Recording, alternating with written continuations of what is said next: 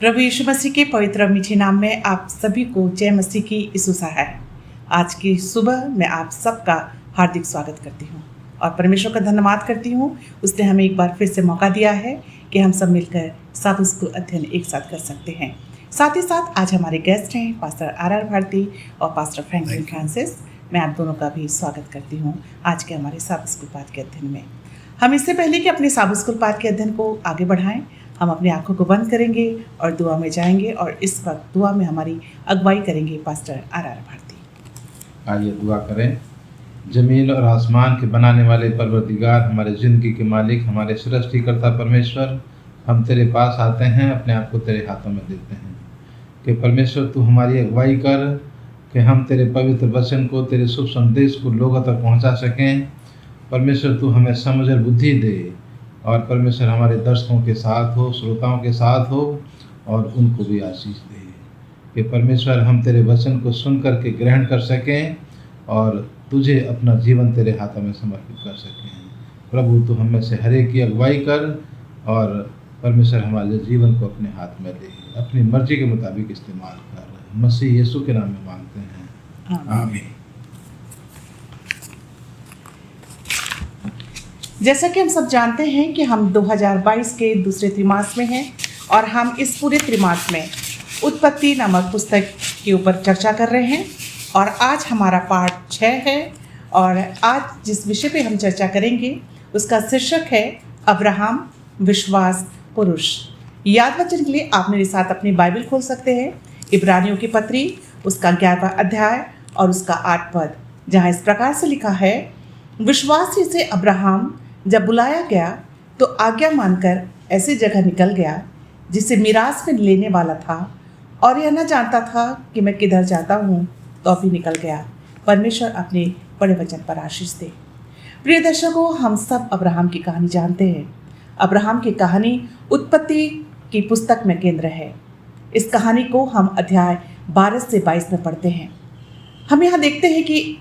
Abraham 2 बातों को, परमेश्वर की 2 आज्ञाओं को मानता है। पहली आज्ञा ये होती है कि परमेश्वर अब्राहम को उस देश को छोड़ने की बात कहता है और दूसरी बात ये है कि परमेश्वर अब्राहम को उसके पुत्र इसहाक को होम बलि के रूप में देने के लिए आज्ञा देता है और इस दोनों आज्ञाओं को अब्राहम मानता है। इस कारण अब्राहम विश्वासियों का पिता कहा जाता है। हम अपने आज की चर्चा में अब्राहम के बारे में और अच्छे से सीखने के लिए रविवार के पाठ पे चलेंगे, जहां हम देखते हैं कि रविवार का पाठ का शीर्षक है अब्राहम चला जाता है और इसके लिए हम पास्टर फ्रैंकलिन के पास चलेंगे और रविवार के पाठ को ध्यान पे रखते हुए पास्टर फ्रैंकलिन, आपसे हम जानना चाहते हैं कि परमेश्वर ने अब्राहम को अपने देश और परिवार को छोड़ने की आज्ञा क्यों देता है और अब्राहम किस प्रकार आज्ञा का उत्तर देता है। बड़ा ही अच्छा प्रश्न है और आज हम इसी बात पर जो है वो मनन करेंगे। और जैसे कि आपने बताया कि हम रविवार के पाठ में हैं और जिसका शीर्षक है अब्राहम का चला जाना या फिर अब्राहम का जो है वो प्रस्थान करना। और हम यहाँ पर देखते हैं कि अब तक की कहानी में जो है हमें ये पता लगता है कि जो तेरा जो है वो अब्राहम का जो पिता है और वो अब्राहम के साथ और उनकी पत्नी सारा के साथ और अपने पोते लूत के साथ क्या करता है, वो निकल जाता है और निकल कर जो है वो हारान जो देश है वहाँ पर जो है वो बसना शुरू कर देता है। और कहानी बताती है कि जब तेरा जो है वो 205 वर्ष का हो जाता है और तब हम देखते हैं कि उसकी जो है वो मृत्यु हो जाती है। और यहाँ पर जो है परमेश्वर क्या करता है, परमेश्वर का संदेश जो है वो अब्राहम के पास आता है और उस संदेश के बारे में कि परमेश्वर ने क्या संदेश अब्राहम को दिया है। और मैं चाहता हूँ कि हम बाइबल में से जो है वैसे के वैसे पढ़ेंगे तो हमारे ज़्यादा समझ में आएगा कि परमेश्वर ने जो है वो अब्राहम को क्या संदेश दिया है। हम उत्पत्ति उसका 12वां अध्याय और उसके हम 1 पद से लेकर 9 पद तक जो है वो पढ़ेंगे। यहाँ पर लिखता है, यहोवा ने अब्राहम से कहा, अपने देश और अपने कुटुंबियों और अपने पिता के घर को छोड़कर उस देश में चला जा जो मैं तुझे दिखाऊंगा और मैं तुझसे एक बड़ी जाति बनाऊंगा और तुझे आशीष दूंगा और तेरा नाम महान करूंगा और तू आशीष का मूल होगा। जो तुझे आशीर्वाद दे उन्हें मैं आशीष दूंगा और जो तुझे कोसे उसे मैं शाप दूंगा। और भूमंडल के सारे कुल तेरे द्वारा आशीष पाएंगे।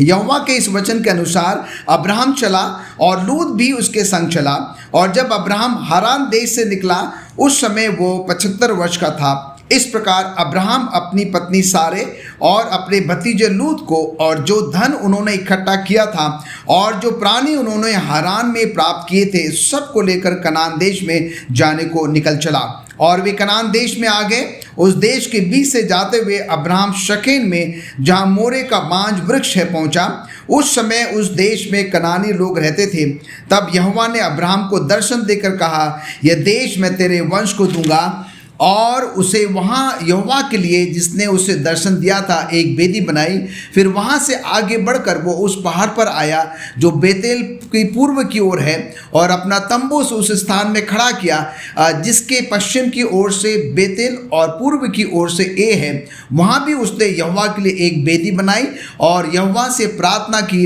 और अब्राहम आगे बढ़ करके दक्षिण की ओर जो है वो चला गया। तो यहाँ पर हम देखते हैं कि ये बात जो है वो मैडम बहुत साफ हो गई है कि अभी हमने जो उत्पत्ति उसके 12वें अध्याय में 1 आयत से लेकर जो है वो 9वें आयत तक जो है वो पढ़ा है। और परमेश्वर ने जो है अब्राहम को बुलाया और अब्राहम ने क्या किया, उसका रिस्पॉन्ड किया, उसको जो है उत्तर दिया। और हम यहाँ पर ये भी देखते हैं, बाइबल बताती है कि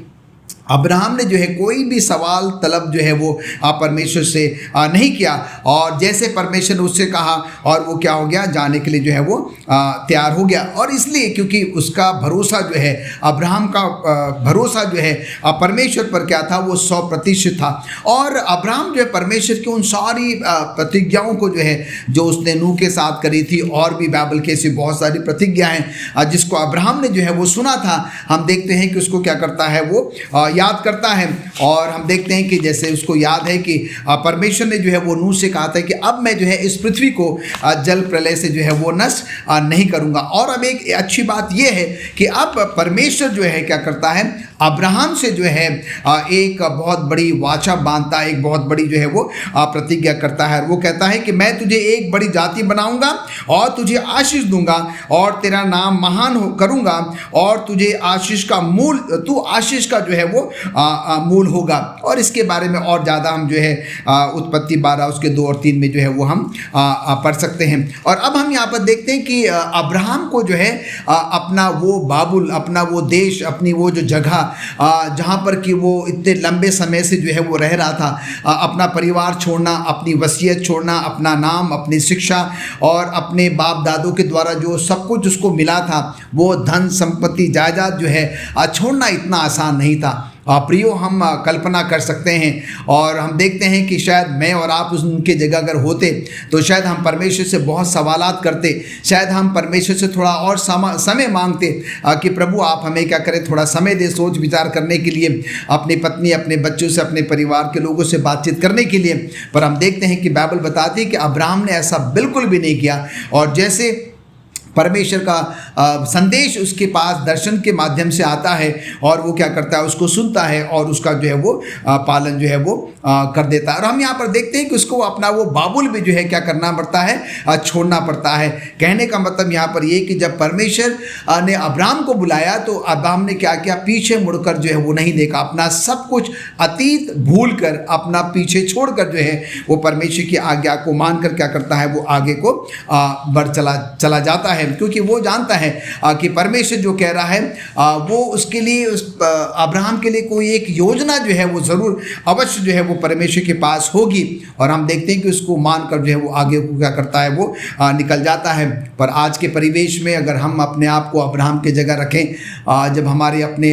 मिशनरी सेटअप में जो है जब कभी भी हमारा ट्रांसफ़र होता है, हमें एक जगह से दूसरे स्थानांतरण जो है वो किया जाता है, तो कई बार हम अपने अधिकारियों से प्रश्न करते हैं, हम उनसे निवेदन करते हैं कि आप हमें थोड़ा और समय दे दीजिए। और पर हम यहाँ पर देखते हैं कि एक बहुत ही अच्छा सबक जो है, पाठ हम अब्राहम से जो है वो सीख सकते हैं। और जैसे अब्राहम के पास क्या होता है कि परमेश्वर का संदेश आता है और अब्राहम क्या करता है, परमेश्वर की आज्ञा का पालन करता है और अपने उस जगह को जो है वो छोड़ जाता है और परमेश्वर के काम के लिए क्या कर देता है, वो निकल जाता है। प्रियो, हम भी जो है इसके द्वारा एक अच्छा सबक जो है वो सीख सकते हैं। जब कभी भी ऐसे मौके हमारे पास आते हैं और परमेश्वर के काम के लिए, प्रभु के काम के लिए जब हमें एक स्थान से दूसरे स्थान जब वो भेजा जाता है, आइए हम बिना सोचे समझे क्या करें, उसके लिए तैयार हो जाएं, क्योंकि परमेश्वर ने हमेशा कहा है कि मैं तुम्हारे साथ हूँ, मैं तुम्हारे साथ रहूँगा और मैं तुम्हें कभी भी जो है वो अकेला नहीं छोड़ूंगा। और जब हम परमेश्वर के काम के लिए जाते हैं तो परमेश्वर हमेशा जो है वो हमारे साथ साथ जो है वो रहता है। धन्यवाद देना चाहती हूँ पास्टर फ्रैंकलिन आपके अच्छे विचारों के लिए। और आइए हम सोमवार के पाठ पे चलेंगे जिसका शीर्षक है मिस्र में अब्राहम, और इसके लिए हम पास्टर भारती के पास चलेंगे। पास्टर भारती, आप सोमवार के पाठ को आज हमारे दर्शकों को समझाइए कि मिस्र में अब्राहम इस विषय पे क्या है।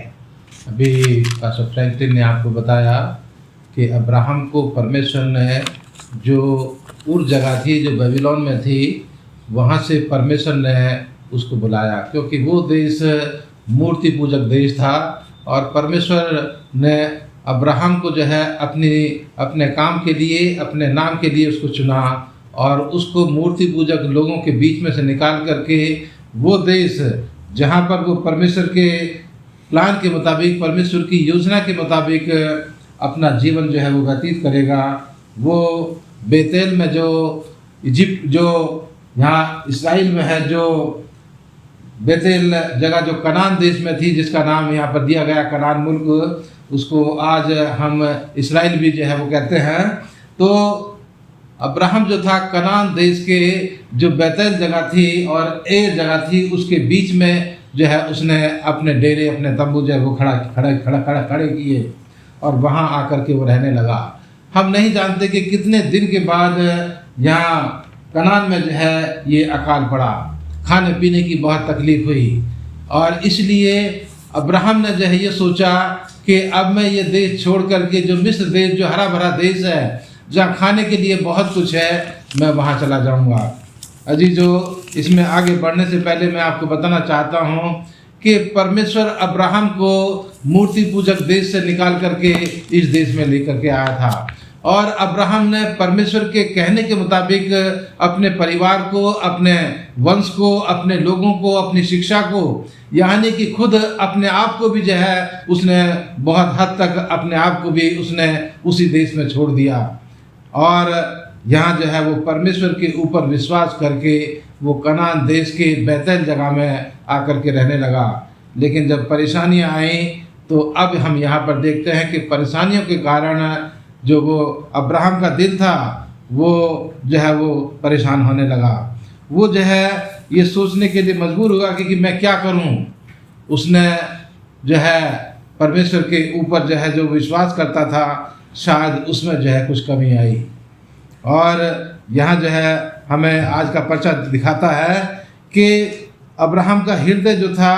वो परमेश्वर के साथ अभी तक पूरी तरह से वो परफेक्ट नहीं था और इसलिए वो परेशानियों से घबरा करके अपने ख़ानदान को लेकर के वो मिस्र देश में जो है वो चला गया। और जब वो वहाँ पर जा रहा था तो रास्ते में उसने अपनी पत्नी से कहा कि देख, तू बहुत सुंदर है और वहाँ के लोग जो हैं तेरे कारण मुझे जो है वो जान से मार देंगे, इसलिए तू जो है अपने आप को जो बताना कि मैं अब्राहम की बहन हूँ। और वो जो है वैसा ही होता है, लोग वहाँ के आते हैं, उसको देखते हैं, राजा को जो है सूचना देते हैं और राजा जो है उसको अपने महल में बुला लेता है। लेकिन मैं यहाँ आगे आपको बताना चाहता हूँ, 7वें आयत में लिखा है, परंतु यहोवा ने फिरौन और उसके घराने पर अब्राहम की पत्नी सारे के कारण बड़ी विपत्तियाँ डाली। क्या विपत्तियाँ डाली इसका जो है बाइबल में जिक्र नहीं है, लेकिन हम जो है यहाँ पर ये जानते हैं कि सारा जो है जब फिरौन बादशाह के महल में रहती थी और उसको जो है जब पता चला कि ये जो है जो विपत्तियाँ उसके ऊपर आई, उससे उसने ये सीखा कि ये उसकी बहन नहीं बल्कि उसकी पत्नी है, क्योंकि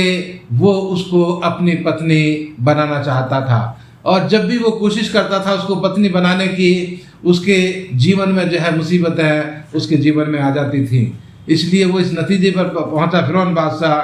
कि ये जो है गलत है और ये जो है शायद उस व्यक्ति की पत्नी हैं और इसने जो है मुझसे झूठ बोला है। और इसलिए फ़िरौन बादशाह अब्राहम को बुलाता है और कहता है कि तूने मुझसे क्यों झूठ बोला, तूने मुझसे क्यों झूठ बोला। ये जो है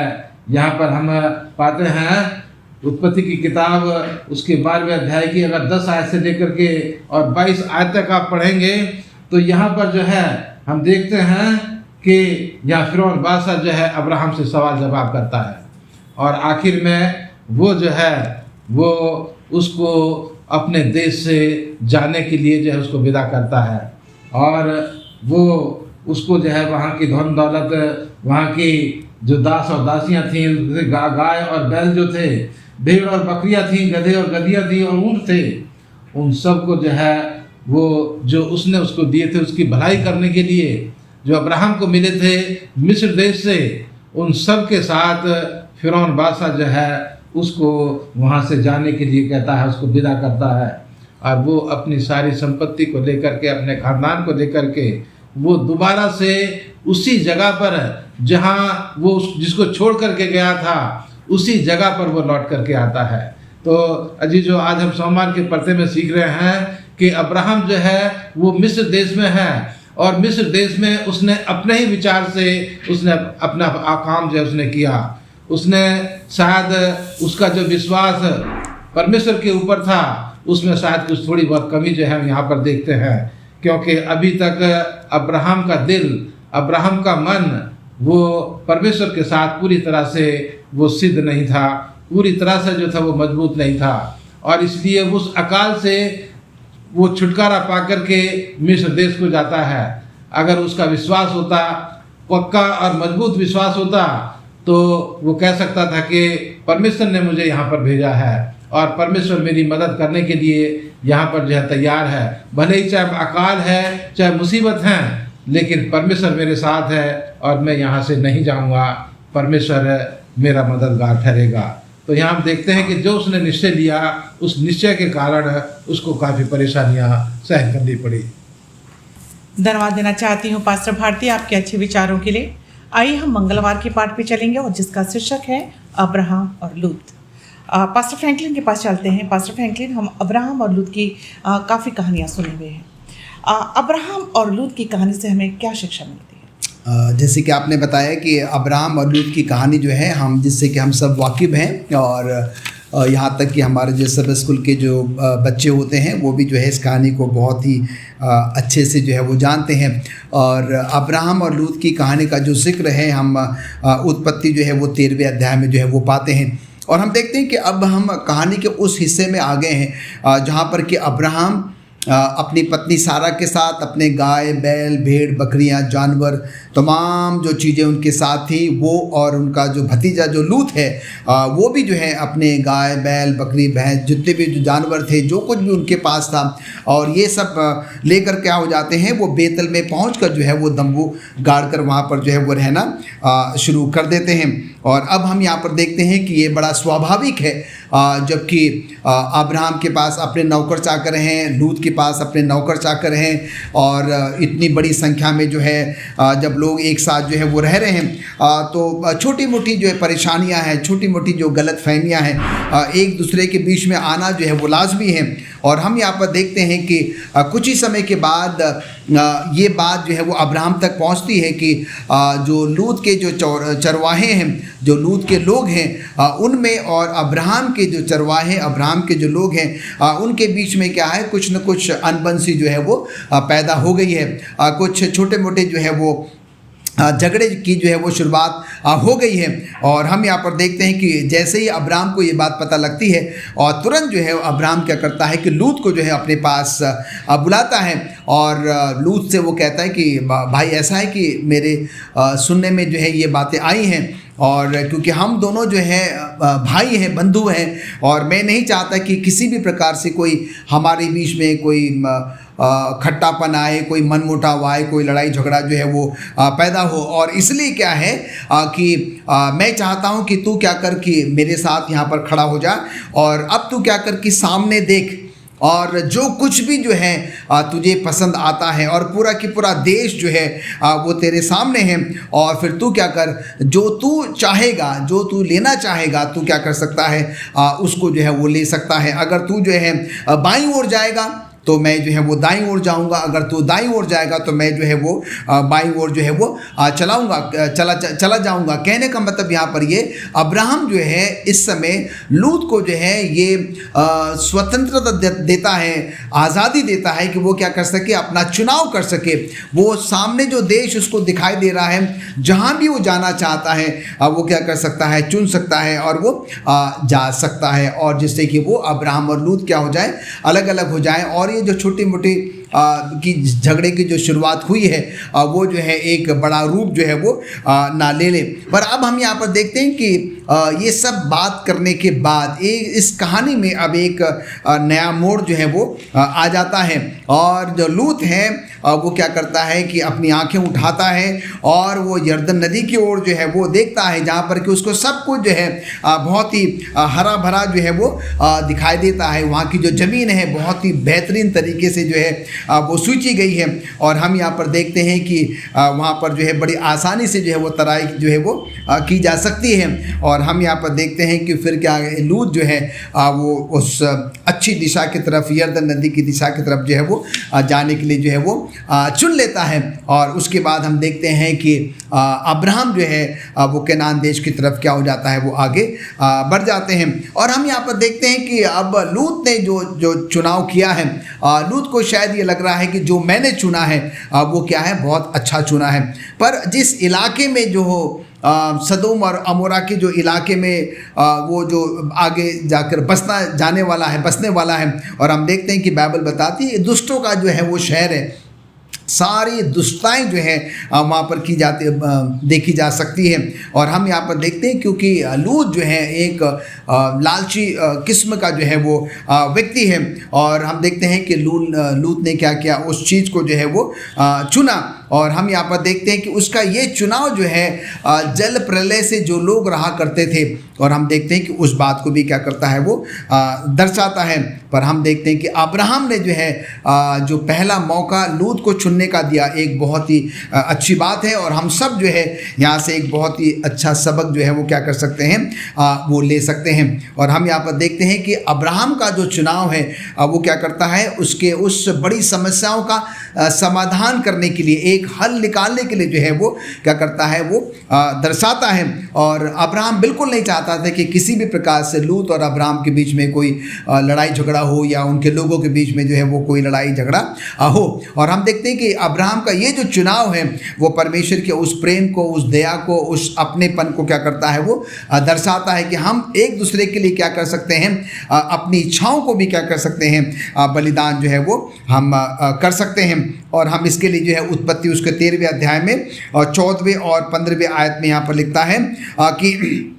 परमेश्वर जो है अब्राहम से कहता है कि तू क्या कर, आँख उठाकर जो है वो देख, और जिस स्थान पर तू जो खड़ा है वो स्थान मैं तुझे क्या करने वाला हूँ, जो कि उत्तर दिशा की तरफ है। उत्तर दिशा है, दक्षिण दिशा है, पूर्व दिशा है, पश्चिम दिशा है, चारों तरफ जो है जहाँ पर भी तू क्या करेगा, दृष्टि करेगा, ये सब कुछ जो है मैं क्या करने वाला हूँ, तुझे जो है वो देने वाला हूँ। और हम यहाँ पर देखते हैं कि परमेश्वर उससे ये भी कहता है कि जो मैं तुझे देने वाला हूँ, और ये क्या होगा, तेरे साथ जो है वो युग युगों तक जो है वो रहेगा। और हम यहाँ पर देखते हैं कि परमेश्वर जो है इन्हीं बातों के लिए क्या करता है, अब्राहम को इनवाइट करता है, उनको बुलाता है, बताता है कि ये जो कुछ भी है तू क्या होने वाला है, इसका जो है वो मालिक बनने वाला है। यहाँ पर हम एक बहुत ही अच्छा सबक जो है वो सीख सकते हैं। हमारे जीवन में भी कई बार ऐसे अवसर आते हैं जब हमें भी जो है वो पहले जो है वो चुनने के लिए मौका दिया जाता है। तो आइए हम और आप क्या कर सकते हैं, हम लूत के समान ना हो, पर हम और आप क्या करें, अब्राहम के समान हो। और फिर हम आगे कहानी में भी ये भी सीखेंगे कि लूत को जो कुछ भी दिख रहा था वो सब कुछ उसको अच्छा प्रतीत हो रहा था, पर हम देखते हैं कि अब्राहम ने वो धैर्य, वो सहनशीलता और वो संयम जो है वो बनाए रखा, और परमेश्वर ने क्या किया, अपने समय के अनुसार जो अब्राहम को दिया है उसके बारे में हम सब कुछ क्या करते हैं, बाइबल में पढ़ते हैं। कई बार हमारे जीवन में परमेश्वर हमें क्या करता है, थोड़ा इंतज़ार करने के लिए जो है वो कहता है, पर हम और आप कई बार अपना धैर्य जो है वो खो देते हैं। परमेश्वर हमको सिर्फ अच्छा ही नहीं, उत्तम ही नहीं, पर हमको सर्वोत्तम जो है वो देना चाहता है। पर कई बार हम क्या करते हैं, लूत के समान हो जाते हैं। वो हम थोड़ा समय का जो है वो फ़ायदा देखते हैं, वो हरियाली देखते हैं जो शायद हमारे आँखों को जो है वो अच्छी लगती है, और हम उसके पीछे जो है वो चले जाते हैं। तो एक अच्छा सबक जो है हम यहाँ पर से सीख सकते हैं वो ये है, आइए हम और आप क्या करें, अब्राहम के समान बने, ना कि जो है वो लूत के समान बने। धन्यवाद देना चाहती हूँ पास्टर फ्रैंकलिन आपके अच्छे विचारों के लिए। आइए हम बुधवार के पाठ पे चलेंगे, और बुधवार के पाठ का शीर्षक है बाबेल समूह, और बुधवार के पाठ के लिए हम पास्टर भारती के पास चलेंगे जो कि आज हमारे साथ अपने विचारों को साझा करेंगे। जैसे इस आज के बुधवार का जो टाइटल है बाबेल का समूह, और इसको जो है जब हम पढ़ते हैं, देखते हैं बाइबल में उत्पत्ति 14 अध्याय में, तो हम पाते हैं कि जो मेसोपोटामिया है और जो फारस की 4 सेनाएं हैं, वो कनान देश के जो अन्य जाति के राजा थे उनकी सेनाओं से, जो 5 लोगों की सेना थी, 5 राजाओं की सेना थी, उससे जो उनकी लड़ाई होती है। और ये पहली लड़ाई है बाइबल में जिसका जिक्र जो हम यहाँ पर पाते हैं। और ये लड़ाई किस लिए होती है ये भी मैं थोड़ा बताना चाहता हूँ अपने दर्शकों को, कि ये लड़ाई इसलिए होती है क्योंकि जो बेबीलोन के राजा थे वो इन कनानियों के जो है, कनानी इनके नियंत्रण में थे, और ये कनानी राजा जो थे हर साल बेबीलोन के राजाओं को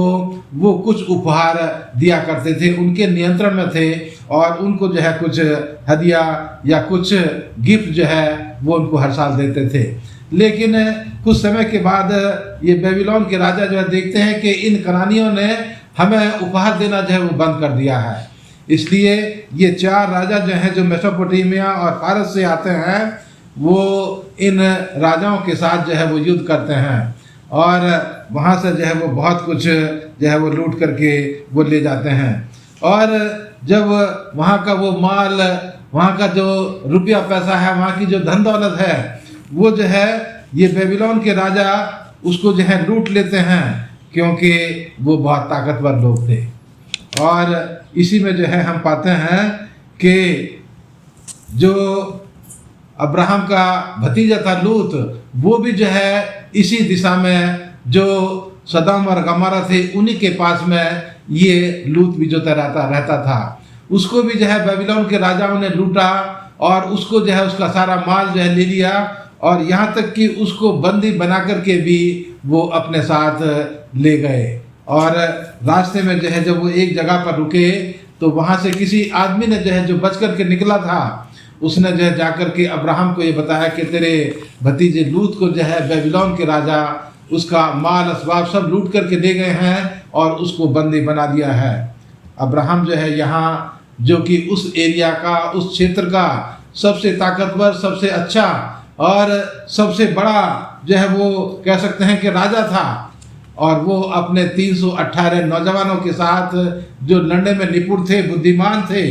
और उनको जो है हथियार चलाना आता था, उन 318 लोगों को लेकर के है अब्राहम उस जगह पर पहुंचता है जहां पर बेबीलोन के राजाओं ने अपने डेरे रात में डाले हुए थे। अब्राहम जो है उस डेरे के ऊपर ही केवल वो हमला करता है जिसमें लूत को जो है वो रखा गया था, और वो जो है उसको वहाँ से छुड़ा करके उसको वापस लेकर के आता है। और यहाँ जो हम देखते हैं कि किस तरह से अब्राहम जो है वो अपने भतीजे लूत की जो है वो मदद करता है, और जो बेबीलोन के राजा थे उनको भी जो है ये एहसास होता है कि अब्राहम जो है एक ताकतवर व्यक्ति है, और वो जो है परमेश्वर यहोवा में जो है वो विश्वास करता है। और ये यहाँ पर हम देखते हैं कि भले ही अब्राहम जो था वो अपने भतीजे से वो दूर रहता था, लेकिन उसकी कुशलता, उसकी जो है वो भलाई वो हमेशा उसके साथ वो लगी हुई थी। और लूत जो है जब परेशानी में पड़ा तो अब्राहम जो है अपने लोगों को लेकर के उसको परेशानी से निकाल करके लेकर के आया। तो यहाँ जो है पर्चे में आज बताया गया है कि हम जो हैं अपने लोगों के बारे में सोचें, हम अपने लोगों के बारे में सोचें। अगर वो परेशानी में हैं, मुसीबत में हैं, तो हम जो है उनकी मदद करने के लिए हमेशा तैयार रहें और उनको मुसीबतों से निकाल करके, उनको परेशानियों से निकाल करके हम जो है उनको बचाएं और उनकी मदद करें। जिस तरह से अब्राहम जो है वो अपने परिवार की, अपने लोगों की जो है रक्षा हिफाजत करता है और मुसीबत के समय उनको जो है वो उस बंदी गृह से निकाल करके लेकर के आता है जहाँ बेबीलोन के राजाओं ने उसको बंदी बना करके रखा था। तो यहाँ जो है ये मुझे और आपको सीखने के लिए बहुत अच्छा सबक है कि हम अपने लोगों की हमेशा भलाई करने की सोचें, अपने लोगों की हमेशा मुसीबतों में जो है वो मदद करने की सोचें, और इसमें परमेश्वर मेरी और आपकी मदद करने के लिए हमेशा तैयार है। धन्यवाद देना चाहती हूँ पास्टर भारती आपके अच्छे विचारों के लिए। और आइए हम बृहस्पतिवार के पाठ पे चलेंगे जिसका शीर्षक है अब्राहम ने मलिकिसेदक को दशवांश दिया। और इसके लिए हम पास्टर फ्रैंकलिन के पास चलेंगे। पास्टर फ्रैंकलिन, अब्राहम मलिकिसेदक को दशवांश क्यों देता है? हमें इससे क्या शिक्षा मिलती है? मैडम, बड़ा ही अच्छा प्रश्न है। और अभी थोड़ा समय पहले हमने पास्टर भारती को सुना कि कैसे बाबुल के राजाओं ने क्या किया, लूत को और उनके तमाम घर बार को, जितना भी उसके पास था, उनको जो है वो बंदी बनाकर जो है वो लेकर चले गए। और जब अब्राहम को जो है ये बात पता लगी तो हम देखते हैं कि 218 अपने उन निपुण लोगों को भेजकर अब्राहम ने क्या किया, उन पर जो है वो चढ़ाई करी और उसको जो है वो वापस जो है वो लेकर आया। और हम यहाँ पर देखते हैं कि जब वो लूत को और उनके पूरे परिवार को, उनकी पत्नी स्त्रियों को और जितने भी धन संपत्ति जायदाद थी, सबको जब वो वापस जब वो लेकर आ जाता है तो हम यहाँ पर देखते हैं कि वहाँ का जो माहौल था बड़ा खुशनुमा माहौल था। और यहाँ पर जो है अब्राहम क्या करता है कि परमेश्वर को जो है वो धन्यवाद देना चाहता है, परमेश्वर के उस मदद के लिए जो है वो धन्यवाद देना चाहता है। और हम यहाँ पर देखते हैं कि यहाँ पर जो है जो मलिकिसेदक है, जो कि शालेम का जो है वो राजा है। और हमारे लिए एक आश्चर्य की बात नहीं होनी चाहिए कि ये मलिकिसेदक जो है ये पिक्चर में अचानक जो है वो कैसे आ जाता है। और हम यहाँ पर देखते हैं कि मलिकिसेदक के बारे में बताया जाता है कि मलिकिसेदक जो है वो शालेम का जो है वो राजा था और बाइबल उसको जो है वो परम प्रधान ईश्वर का जो है वो याजक भी जो है वो कहती है। और हम यहाँ पर देखते हैं कि जो मलिकिसेदक जो शालेम शहर में रहा करता था, शालेम का जो अर्थ है वो है शांति। और हम यहाँ पर देखते हैं कि और उस युद्ध में जो है इसने क्या किया, एक बहुत ही अहम रोल जो है वो क्या किया, अदा किया। और हम यहाँ पर देखते हैं कि अगर आप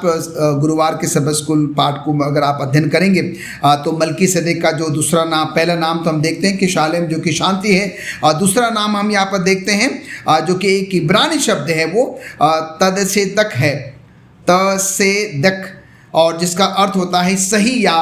उचित। और हम यहाँ पर देखते हैं उसके बाद अगर आप इन दोनों नामों को जो है शालेम जो कि शांति है और उसके बाद हमने जो इब्रानी शब्द यहाँ पर देखा है जिसका अर्थ है उचित या सही, अगर हम इसको जो है वो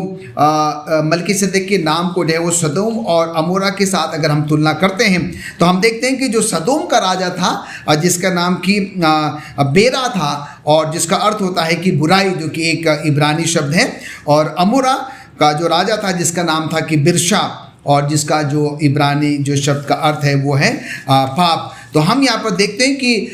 सदोम और अमोरा जो है वो एक बुराई, एक पाप, एक गुनाह, एक दुष्टता को जो है वो दर्शाते हैं। और मलिकिसेदक जो है वो क्या करता है, शांति और समाधान को जो है वो दर्शाता है। और हम यहाँ पर देखते हैं कि अब्राहम जो है वो मलिकिसेदक को जो है परमेश्वर के एक याजक के रूप में जो है वो क्या करता है, वो स्वीकार करता है। और यहाँ पर हमें जानना समझना अजीज़ों ये बहुत ज़रूरी है कि जब अब्राहम मलिकिसेदक को जो है वो परमेश्वर का याजक जब समझता है तो हम इस बात को गलत ना ले, वो मलकीसेदक को जो है वो मसीह के तौर पर जो है वो स्वीकार जो है वो नहीं कर रहा है। और यहाँ पर मलकीसेदक जो है वो प्रभु यीशु मसीह जो है वो नहीं है, और वो क्या है कि एक प्रभु यीशु मसीह का सिर्फ सेवक मात्र जो है वो है। और हम यहाँ पर देखते हैं कि मलकीसेदक भी जो है वो बहुत खुश हो जाता है और अब्राहम को क्या करता है, वो आशीर्वाद देता है, उनको जो है वो आशीष देता है। और तब हम यहाँ पर देखते हैं कि अब्राहम भी जो है खुश होकर ये मानकर जो है कि वो क्या है कि प्रभु का दास है, प्रभु का जो है वो याजक है, और फिर वो क्या करता है, जो कुछ भी उसके पास है और उसका वो क्या करता है, वो 10वां अंश जो है वो मलकीसेदक को जो है वो देता है। अब यहाँ पर सवाल उठता है कि अब्राहम जो है वो मलकीसेदक को जो है वो 10वां अंश जो है वो क्यों देता है। जैसे कि मैंने आपको पहले भी बताया है कि वो जो है परमेश्वर को वो धन्यवाद देना चाहता है, वो इस बात को सामने जो है वो लाना चाहता है कि जो कुछ भी जो है आज मेरे पास है वो सब कुछ जो है वो क्या है, वो परमेश्वर का है। और हम यहाँ पर देखते हैं कि अब्राहम जो है उस 10वां अंश को जो कि वो मलकीसेदक को जो है वो देता है, वो इस बात को हमारे साथ भी साझा करना मांगता है। और वो इस बात को दर्शाता है कि पृथ्वी है, आकाश है, और जो कुछ भी है सब कुछ क्या है, वो परमेश्वर का है, और सबका स्वामी जो है वो परमेश्वर ही है। और जब हम परमेश्वर को देते हैं तो हम देते नहीं हैं, हम उसको लौटाते हैं। तो हम यहाँ पर देखते हैं कि अब्राहम जो है जब मलकीसेदक को जो 10वां अंश दे रहा था, वो दे नहीं रहा था, पर वो क्या कर रहा था, प्रभु परमेश्वर को जो है वो लौटा रहा था। तो अजीज़ों, हम सबको ये समझना बहुत बहुत ज़रूरी है कि जो कुछ भी आज हमारे पास है, दुनिया में जो कुछ भी है, अब वो सब प्रभु परमेश्वर का है, और हमें जो है जो उसका हिस्सा है उसको बड़ी ईमानदारी के साथ और बड़ी वफादारी के साथ क्या करना है, उसको हमें जो है वो लौटाना है। हम उत्पत्ति उसके 14वें अध्याय के 23वें पद में पढ़ते हैं, और यहाँ पर कहता है कि वो क्या करता है, हमको सब कुछ जो है वो देता है, और वो हमसे ये भी वायदा करता है कि मैं क्या करूँगा, तुम्हें सब कुछ दूंगा। और इसलिए जो है जो परमेश्वर का हिस्सा है उसे हमें भी क्या करना है, सब कुछ जो है जो उसका पूरा 10वां हिस्सा है हमें क्या करना है, उसको वापस देना है, हमें उस पर कुछ भी रखना नहीं है। इब्रानियों की पत्री उसका 7वां अध्याय उसके 2 पद में लिखता है कि अब्राहम ने सब वस्तुओं का क्या किया, 10वां अंश दिया। ये यहाँ पर भी हम एक अच्छा सबक, एक अच्छा पाठ सीख सकते हैं। जो कुछ भी हमें प्रभु परमेश्वर देता है, हमें क्या करना है, हर एक चीज़ का जो है वो परमेश्वर को 10वां अंश जो है वो लौटाना है। और जब हम परमेश्वर का हिस्सा जो है बड़ी ईमानदारी के साथ, बड़ी वफादारी के साथ जब देते हैं, तो हम देखते हैं कि व्यवस्था विवरण उसके 7वें अध्याय के 13वें पद में परमेश्वर देखिए हमें कैसे जो है वो आशीष देता है। और ऐसे ही जो है समान आशीष जो है हम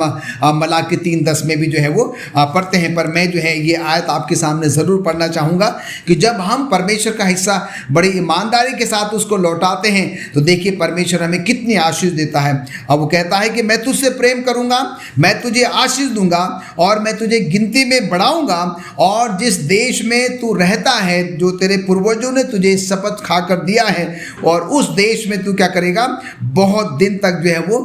बसने पाएगा। और हम यहाँ पर देखते हैं कि वो कहता है कि मैं तेरी संतान को आशीष दूंगा, मैं तेरे अन्न पर आशीष दूंगा, मैं तेरी भूमि की उपज पर आशीष दूंगा, मैं तेरे पशुओं को आशीष दूंगा, और कोई भी तुझे कमी घटी जो है वो होने नहीं पाएगी। तो हम यहाँ पर देखते हैं कि कितनी बड़ी आशीष जो है परमेश्वर हमें और आपको जो है वो देने का वायदा करता है, प्रतिज्ञा करता है। और हमें करना क्या है, अगर परमेश्वर ने हमको 100% दिया है, तो वो कहता है कि 90% जो है वो हम अपने पास रखें, और जो 10% है, जो 10वां हिस्सा है, उसको बड़ी ईमानदारी के साथ जो है वो हम क्या करें, प्रभु को जो है वो लौटाएं। और जब हम ऐसा करते हैं तो सचमुच में परमेश्वर बहुत खुश होता है। अगर हमने ऐसा अभी तक जो है वो नहीं किया है, तो आइए हम देखते हैं कि भजन संहिता 34:8 में लिखता है कि परख कर देखो कि यहोवा कैसा भला है, क्या ही धन्य है वो पुरुष जो उसकी शरण में आता है। तो आइए जो परमेश्वर का हिस्सा है हम उसको बड़ी ईमानदारी, बड़ी वफादारी के साथ उसको लौटाएं,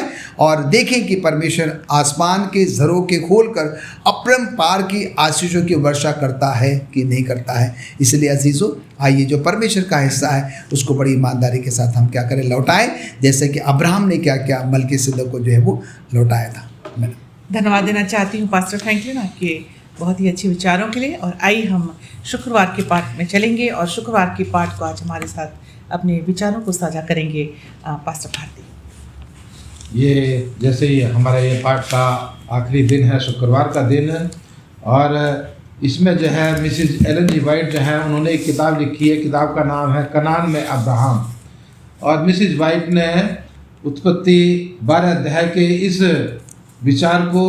और इस चीज़ को जो है वो ध्यान में रखते हुए अपनी इस किताब में लिखा है, जो पास्टर फ्रैंकलिन ने हमारे लिए पढ़ा। उत्पत्ति 12 अध्याय की 3 और 2 आयतों को मैं पढ़ना चाहता हूँ। यहाँ लिखा है अब्राहम के लिए कि मैं तुझसे एक बड़ी जाति बनाऊंगा और तुझे आशीष दूंगा। परमेश्वर जो है यहाँ अब्राहम से ये वादा कर रहा है कि मैं तुझसे एक बड़ी जाति बनाऊंगा और तुझे आशीष दूंगा और तेरा नाम महान होगा।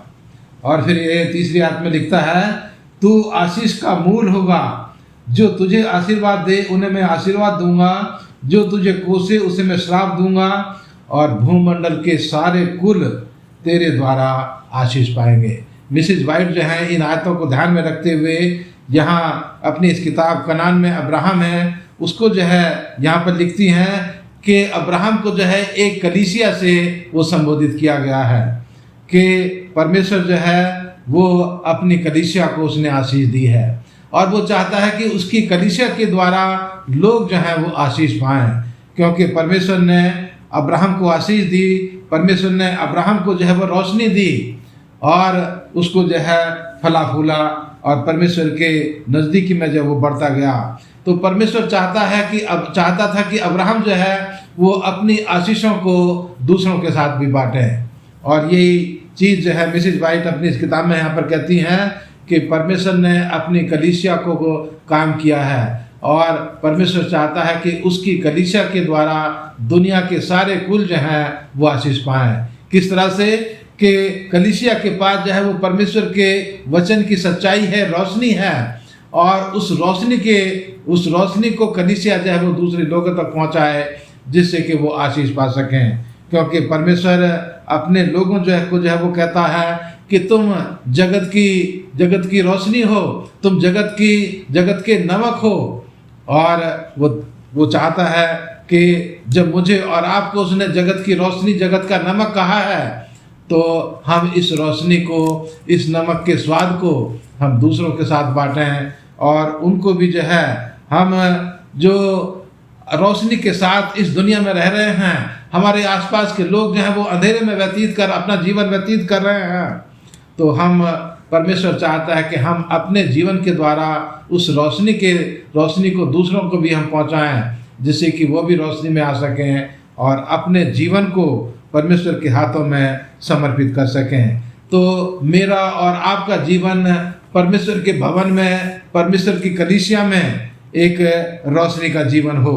और उस रोशनी को मैं और आप अपने उन लोगों के पास लेकर के जा सकें जो अंधेरे में अपना जीवन व्यतीत कर रहे हैं। और इसीलिए परमेश्वर जो यहाँ पर कहता है कि जब हम इस रोशनी को लेकर के जाएंगे तो हमारे द्वारा भूमंडल के सारे कुल जो हैं वो आशीष पाएंगे। लेकिन कुछ लोग ऐसे भी हो सकते हैं जो परमेश्वर के इस वचन की सच्चाई को वो स्वीकार नहीं करेंगे, तो परमेश्वर जो है वो उनको श्राप भी देगा, वो परमेश्वर जो है उनका न्याय करेगा। इसलिए हमें जो है परमेश्वर ने इस कलीसिया का एक हिस्सा बनाया है और मेरा और आपका जीवन जो है वो रोशनी से भरपूर है। हम इस रोशनी को दूसरों तक पहुंचाने की कोशिश करें। परमेश्वर मेरी और आपकी मदद करेगा, अगुवाई करेगा कि बाइबल की ये सच्चाई, परमेश्वर का ये शुभ संदेश लोगों तक पहुँचे और लोग उसको स्वीकार करें और परमेश्वर की आशीषों के भागीदार बन सकें। परमेश्वर मुझे और आपको अपनी कलीसिया के द्वारा चाहता है कि हम आशीष पाएँ। ये आज कलीसिया का मुख्य काम है कि कलीसिया जो है परमेश्वर के संदेश को लेकर के लोगों के बीच में जाए, जिससे कि दुनिया के लोग उस वचन के द्वारा आशीष पा सकें और परमेश्वर का नाम महान हो सके और लोग उसके नाम को आदर और महिमा जो है वो दे सकें। धन्यवाद देना चाहती हूँ पास्टर भारती आपके अच्छे विचारों के लिए। प्रिय दर्शकों, आज हमने अपने सबत स्कूल पाठ के अध्ययन में विश्वासियों के पिता अब्राहम के बारे में सीखा उम्मीद करती हूँ कि आज हमारा सब स्कूल पाठ का अध्ययन हम सबों के लिए आशीष का कारण रहा होगा। हम जब दुनिया में रहते हैं तो हम अपने कामों के द्वारा लोगों के साथ परमेश्वर के वचन को फैलाने वाले बने। इसी विचारों के साथ हम अपने सब स्कूल पाठ के अध्ययन को ख़त्म करते हैं। और इससे पहले कि हम अपने सब स्कूल पाठ के अध्ययन को ख़त्म करें, मैं धन्यवाद देना चाहती हूँ जो हमारे आज मेहमान थे, पास्टर आर भारती और पास्टर फ्रैंकलिन। मैं आप दोनों का धन्यवाद देती हूँ। आइए परमेश्वर हम सबको आशीष और बरकत दे। अपनी आंखों को बंद करेंगे, सब स्कूल पाठ के अध्ययन को ख़त्म करेंगे और दुआ में जाएंगे पास्टर फ्रैंकलिन के साथ। आइए प्रार्थना करें। स्वर्गीय पिता परमेश्वर, हम धन्यवाद देते हैं आज के पवित्र सब्बत के लिए और आज की पवित्र संगति के लिए, और विशेष करके आज के सब स्कूल पाठ के अध्ययन के लिए। प्रभु, आज हमने विश्वासियों के पिता अब्राहम के बारे में सुना है, और आज जो कुछ भी प्रभु हमने सुना है, सीखा है, हमारी मदद करें कि उसको हम अपने जीवन में अमल करने वाले बन सकें। और विशेष करके प्रभु हम आपसे प्रार्थना, विनती और निवेदन करते हैं कि जो आपका हिस्सा है हमें उसको बड़ी ईमानदारी, बड़ी वफादारी के साथ लौटाना सिखाएं, जिससे कि प्रभु हम आपकी और भी आशीषों को प्राप्त कर सकें अपने जीवन में, न सिर्फ व्यक्तिगत रूप से, पारिवारिक रूप से और कलीसियाई रूप से। एक बार फिर से पिता परमेश्वर, आज के अच्छे सब स्कूल पाठ के अध्ययन के लिए और आपने हमारी मदद करी उसके लिए भी प्रभु हम आपका धन्यवाद देते हैं। हम सबके पाप और गुनाहों को प्रभु आप माफ़ करें। प्रभु यीशु मसीह के नाम से मांगते हैं, आमीन।